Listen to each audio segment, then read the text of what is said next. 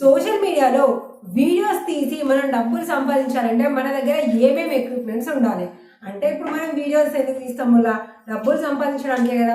మనం డబ్బులు సంపాదించాలి అంటే అక్కలు ముక్కలు ఉన్న వీడియోలు పెడితే మనకు వస్తాయా? రావు కదా. అందుకోసమని ఒక ప్రొఫెషనల్గా మన దగ్గర ఏమేమి ఎక్విప్మెంట్స్ ఉంటే మనం వీడియోస్ తీయొచ్చు, ఒక క్రియేటర్గా మనం ఎదిగే ఛాన్స్ ఉంటుంది అనేది అయితే మీకు ఒక చిన్న క్లారిటీ అయితే ఇస్తాను. ఎవరైతే ఇప్పుడే మేము క్రియేటర్గా మారాము లేదంటే మారాలి అనుకుంటున్నాము అనే వాళ్ళు ఎవరైతే ఉంటారో సో ఈ వీడియో కనుక మీకు చూస్తే మన బడ్జెటా కాదా, అసలు మనం ముందుకు వెళ్ళగలమా, అసలు ఇందులో దిగడం మనము మంచిదా కాదా అనే క్లారిటీ విషయాలు కూడా మీకైతే మంచిగా తెలుస్తాయి. కాబట్టి వీడియోని మంచిగా పూర్తిగా ఇవ్వండి.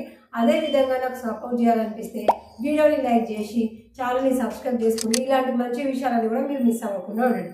ఫస్ట్ ఆఫ్ ఆల్ ప్రతి ఒక్కరైతే దీని మీదనే ఇక మా లైఫ్ అని డిపెండ్ అయితే ఎవ్వరు కారండి. వెనకాల ఇంకొక ఏదో ఒక జాబ్ అయితే మనకి కన్ఫామ్గా ఉంటుంది, ప్రైవేటో లేదంటే గవర్నమెంటో ఏదో ఒకటి ఉంటుంది. బట్ మన ఖాళీ సమయం కొంచెం ఎక్కువ దొరుకుతుంది. ఆ ఖాళీ సమయాన్ని కూడా వృధా చేయడం ఎందుకు? ఎందుకంటే ఇంటిని మెయింటైన్ చేసుకోవడం, మనకి సరదాలు కావాలనేసి అందరితో పాటుగా మనం కూడా హోదాగా ఉండాలని ఒకటి ఉంటుంది. కాబట్టి మనం ఎక్కువ మనీ ఇయర్నింగ్స్ అనేది చేసుకోవాలి. మరి తక్కువ టైంలో ఎక్కువ ఇయర్నింగ్ చేసుకోవడానికి ఇప్పుడున్న బెస్ట్ చాయిస్ ఏంటి అంటే సోషల్ మీడియా ద్వారా మనం సంపాదించుకోవడం. సో ఇక్కడ ఏంటంటే మనకి స్ట్రెస్ అంటూ ఉండదు. ఇప్పుడు నువ్వు చేయాలి, నీకు హాలిడే లేదు, నీకు తక్కువ వస్తుంది, నీకు ఇంక్రిమెంట్ కావాలంటే నువ్వు ఇంకా ఎక్కువ సంపాదించాలి, నువ్వు ఎక్కువ పోస్ట్ పెట్టాలి అనేది ఒకరు మన మీద అరవడం అనేది లేదు. కాబట్టి మనమే మనకు బాసు. కాబట్టి ఎలాంటి స్ట్రెస్ అనేది లేకుండా ఈజీగా మనం సోషల్ మీడియా అకౌంట్ని మనీ ఇయర్నింగ్స్ తరపున మనమైతే యూజ్ చేసుకోవచ్చు. సో మరి మనం వీడియోస్ అప్లోడ్ చేయాలంటే ఫస్ట్ మన దగ్గర ఉండాల్సింది ఏంటిది?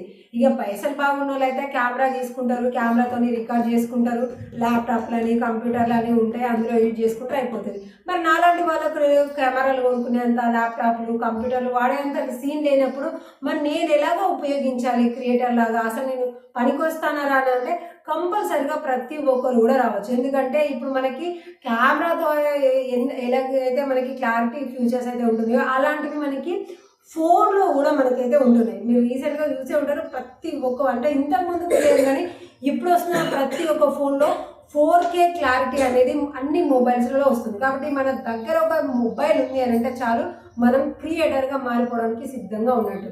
ఇప్పుడు క్రియేటర్స్ అంటే కూడా రకరకాలుగా ఉంటున్నారు.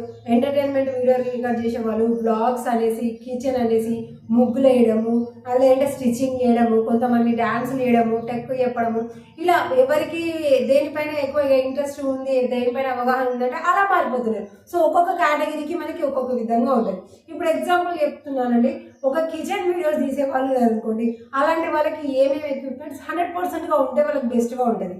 కిచెన్ వీడియోస్ కాబట్టి ఖచ్చితంగా వాళ్ళకు ఒక మొబైల్ స్టాండ్ అనేది ఉండాలి.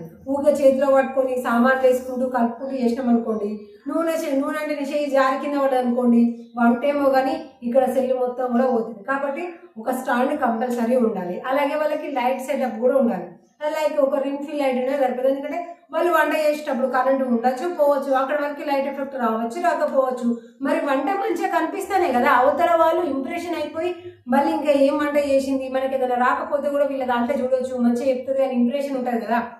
కాబట్టి ఒక స్టాండ్ ఉండాలి, దానికి లైట్ సెటప్ ఉండాలి. అలాగే మీరు మాట్లాడేటప్పుడు అక్కడ వంట చేస్తూ మాట్లాడినా లేదంటే తర్వాత వాయిస్ ఓవర్ ఇవ్వడానికి అయినా కూడా ఒక మంచి మైక్ అనేది ఉండాలి. సో బడ్జెట్లో మనకి 1000 రూపీస్ నుంచి కూడా ఉంటున్నాయి. 1000 రూపీస్ బడ్జెట్ అని భయపడాల్సిన అవసరం లేదు. ఇంతకు తక్కువగా ఉంటున్నాయి కానీ అవి మంచి క్లారిటీ ఉండట్లేదు. ఇంతకు ముందుకు ఉండే కానీ ఇప్పుడు ఉండట్లేదు.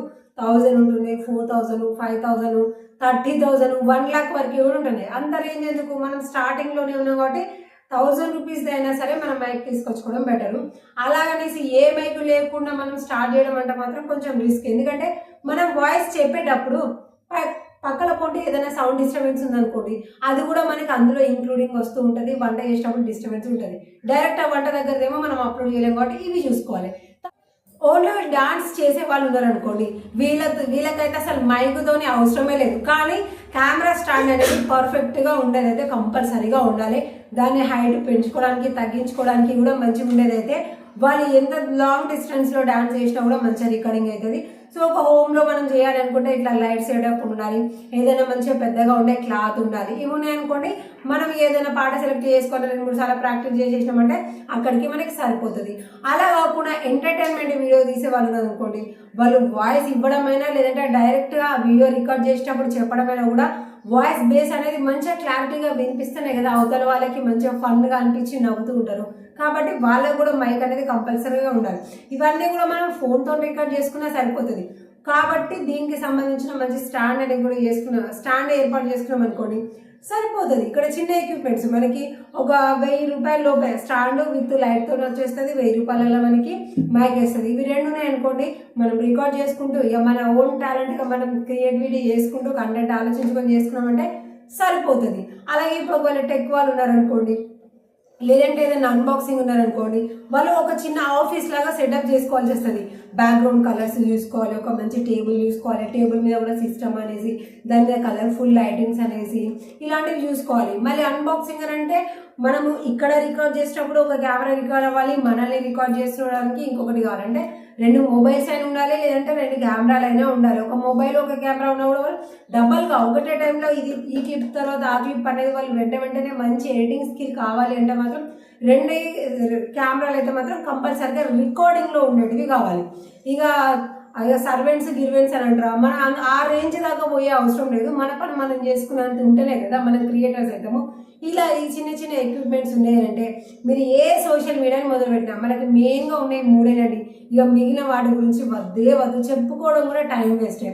మెయిన్గా మనకు ఉంది యూట్యూబ్, ఫేస్బుక్, ఇన్స్టాగ్రామ్, ఇంతే. ఇక వీటికి మించి ఇంకేమైనా ఉన్నాయంటే మాత్రం చెత్తబుత్త తీసుకుపోయి పడేయడానికి కూడా పనికి రాకుండా మనకే టైం వేస్ట్. కాబట్టి ఈ 3 ఏదైనా సరే అకౌంట్ క్రియేట్ చేసి మీ టాలెంట్ పరంగా మంచిగా వీడియో రికార్డింగ్ చేసుకుంటూ వెళ్ళిపోయారు అనుకోండి, దాని అంతటా అదే ఆటోమేటిక్గా ఎదిగిపోతుంది. ఎదుగుతుంటే మీకు కావాల్సిన ఎక్విప్మెంట్స్ ఇంకా హై బడ్జెట్లో హై క్వాలిటీ కావాలన్నా అప్పుడు మనం రేంజ్ అనేది పెంచుకుంటూ పోతే సరిపోతుంది. ఆల్మోస్ట్ ఇప్పుడు నేనైతే టెక్ వీడియోస్ చెప్తూ ఉంటాను కాబట్టి నార్మల్గా స్క్రీన్ వెనకాల 2 లైట్ సెటప్లు ఇక్కడ వరకు అయితే నేనైతే మెయింటైన్ చేసుకుంటూ అయితే వెళ్ళిపోతున్నాయి. ఇలాగ మనకున్న బడ్జెట్లో మాత్రమే స్టార్ట్ చేయాలి. కానీ అయ్యో ఇప్పుడు 10,000 రూపాయల మైక్ అయితేనే మంచిగా ఉంటుందంట, కెమెరాతో తీస్తేనే మంచి క్లారిటీ వస్తుందంట అని ఇప్పుడు సప్పులు చేసి కొనుక్కొని అయితే తెచ్చుకునేంతలేదు కదా. మన దగ్గర ఉన్న ఈ ఒక చిన్న మొబైల్తోనే మనం క్రియేటర్గా స్టార్ట్ చేసి దాని తర్వాత ఎంతో ఎత్తుకైతే ఎదగచ్చు. ఇంకా దీని పరంగా మీకు ఏమైనా డౌట్ ఉంటే ఒకసారి క్లియర్గా కింద కామెంట్ సెక్షన్లో తెలియదు.